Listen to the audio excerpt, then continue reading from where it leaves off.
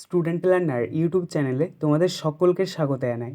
আজ আমাদের আলোচ্য বিষয় ষষ্ঠ শ্রেণীর ইতিহাস বিষয়ের সেকেন্ড সামারিভ এক্সাম অর্থাৎ দ্বিতীয় পর্যায়ক্রমিক মূল্যায়নের একটা উত্তর সহ নমুনা প্রশ্নপত্র নিয়ে। ফুল মার্কস তোমাদের থাকবে 25, সময় থাকবে 50 মিনিট। প্রশ্নপত্রটা তোমাদের সেট নাম্বার 2। সরাসরি স্ক্রিনে তোমরা উত্তর সহ নমুনা প্রশ্নপত্রটা দেখতে পাচ্ছ। 1. সঠিক উত্তরটি বেছে নিয়ে লেখো। যে কোনো 5টি 1 × 5 = 5। ক. পার্শ্বনাথ ছিলেন মগধের রাজা, বৌদ্ধ সন্ন্যাসী, জৈন তীর্থঙ্কর না বজ্জিতের রাজা? সঠিক উত্তর হবে জৈন তীর্থঙ্কর।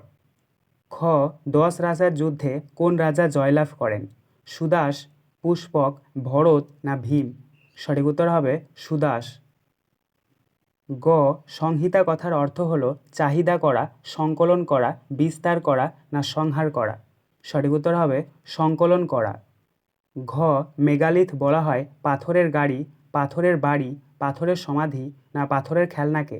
সঠিক উত্তর হবে পাথরের সমাধি। ইঙ. দ্বিতীয় বৌদ্ধ সঙ্গীতি হয় বৈশালী, পাটলিপুত্র, কাশ্মীর না রাজগৃহে? সঠিক উত্তর হবে বৈশালী। চ. চন্দ্রগুপ্ত মৌর্য কাকে পরাজিত করে সিংহাসনে বসেন? আলেকজান্ডার, বিম্বিসার, কালাশোক না ধননন্দ? সঠিক উত্তর হবে ধননন্দ। 2. ক স্তম্ভের সঙ্গে খ স্তম্ভ মিলিয়ে লেখো। 1 × 5 = 5। দেখো এখানে তোমাদেরকে ক স্তম্ভের সাথে খ স্তম্ভ মিল করাতে হবে। প্রথমে রয়েছে ক স্তম্ভের ক আলেকজান্ডার, এটা মিলবে খ স্তম্ভের ম্যাসিডন এর সাথে। খ.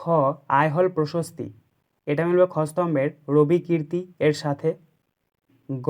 বেদের অপর নাম, এটা মিলবে খ স্তম্ভের শ্রুতি এর সাথে। ঘ.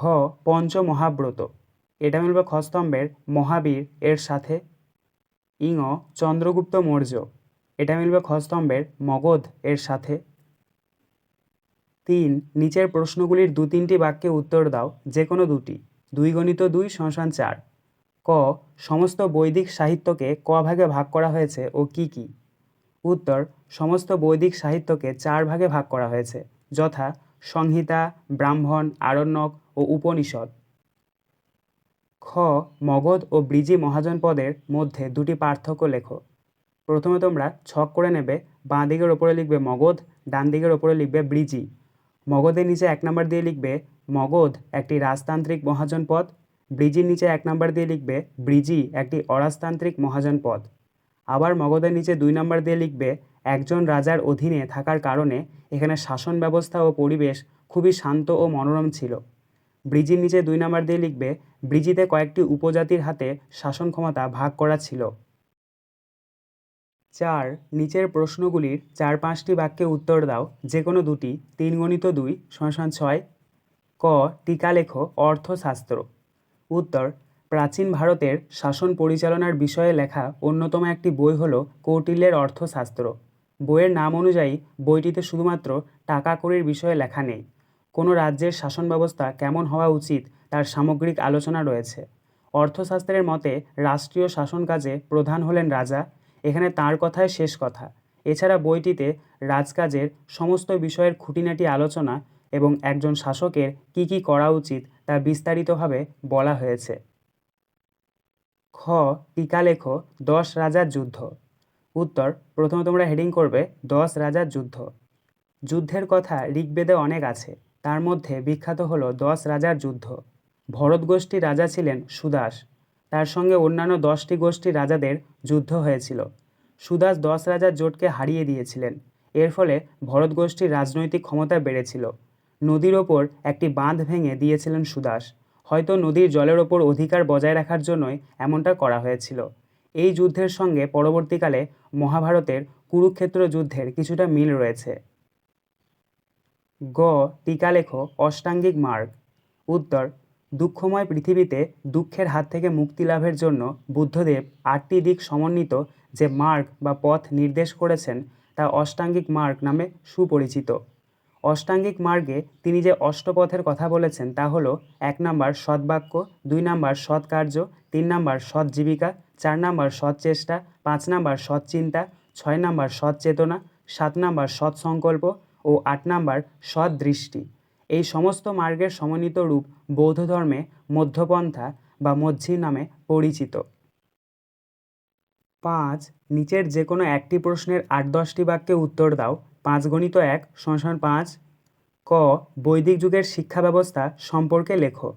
উত্তর। প্রথম পয়েন্ট, ভূমিকা। বৈদিক সাহিত্য থেকে সে যুগে শিক্ষা সম্পর্কে নানা তথ্য পাওয়া যায়। বৈদিক শিক্ষা ব্যবস্থায় প্রধান ছিলেন গুরু। 1 নম্বর পয়েন্ট, গুরুর ভূমিকা। তিনি একটা অংশ পড়িয়ে বুঝিয়ে দিতেন আর ছাত্ররা তা শুনে পুরো আবৃত্তি করত ও মনে রাখত। গুরুই ছাত্রের থাকা খাওয়ার সমস্ত দায়িত্ব নিতেন।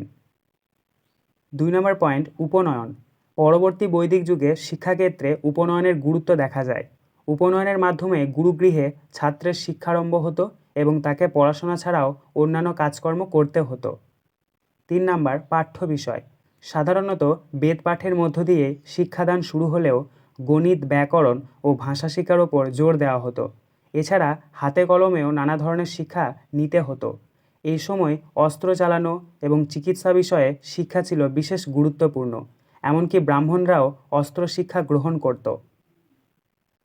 4 নম্বর পয়েন্ট, সমাবর্তন ও গুরুদক্ষিণা। সাধারণত 12 বছর ধরে বৈদিক শিক্ষা গ্রহণ চলত। অনেকে আবার সারা জীবন শিক্ষা নিয়ে ব্যস্ত থাকতেন। 12 বছর শিক্ষা গ্রহণের পর অনুষ্ঠিত হতো সমাবর্তন অনুষ্ঠান, যেখানে ছাত্রকে স্নাতক বলে অভিহিত করা হতো। গুরুগৃহ থেকে বিদায়ের সময় ছাত্ররা গুরুকে সাধ্যমতো গুরুদক্ষিণাও দিত। খ. মৌর্য সাম্রাজ্যের পতনের কারণগুলি আলোচনা করো। উত্তর। মৌর্য সাম্রাজ্যের পতনের কারণ। মৌর্য সাম্রাজ্যের পতনের বিভিন্ন কারণগুলি হলো ড্যাশ দিয়ে 1 নম্বর পয়েন্ট, ব্রাহ্মণদের বিরোধিতা। অশোকের বৌদ্ধ ধর্মের পৃষ্ঠপোষকতা ও ব্রাহ্মণ ধর্ম বিরোধী মনোভাবকে অনেকে মৌর্য সাম্রাজ্যের পতনের জন্য দায়ী করেন। 2 নম্বর পয়েন্ট, অশোকের অহিংস নীতি। মৌর্য সম্রাট অশোক অনুসৃত ধর্মবিজয় নীতি এবং অহিংস পররাষ্ট্রনীতিকে এই সাম্রাজ্যের পতনের অন্যতম কারণ বলে অনেকে অভিমত প্রকাশ করেছেন। 3 নম্বর পয়েন্ট, আঞ্চলিক বিদ্রোহ। আঞ্চলিক বিদ্রোহ মৌর্য সাম্রাজ্যের পতনের অন্যতম কারণ। 4 নম্বর, অর্থনৈতিক দুর্বলতা। অশোক স্তূপ, বিহার ও বৌদ্ধ মঠগুলি চালানোর জন্য প্রচুর অর্থ দান করতেন, ফলে অচিরেই মৌর্য অর্থনীতিতে দারুণ চাপ পড়ে। 5 নম্বর পয়েন্ট, প্রশাসনিক দুর্বলতা। আমলাতন্ত্র ছিল কেন্দ্রমুখী। রাজা পরিবর্তনের সঙ্গে সঙ্গে আমলাদের আনুগত্যের পরিবর্তন ঘটত। এতে রাষ্ট্রের সংহতি ক্ষুণ্ণ হয়, যা মৌর্য সাম্রাজ্যকে অবক্ষয়ের দিকে নিয়ে যায়। আজকের আলোচনা পর্বটি এখানেই শেষ হলো। আশা করি ভিডিওটি তোমাদের ভালো লেগেছে। যদি ভালো লাগে একটা করে লাইক করে দিও।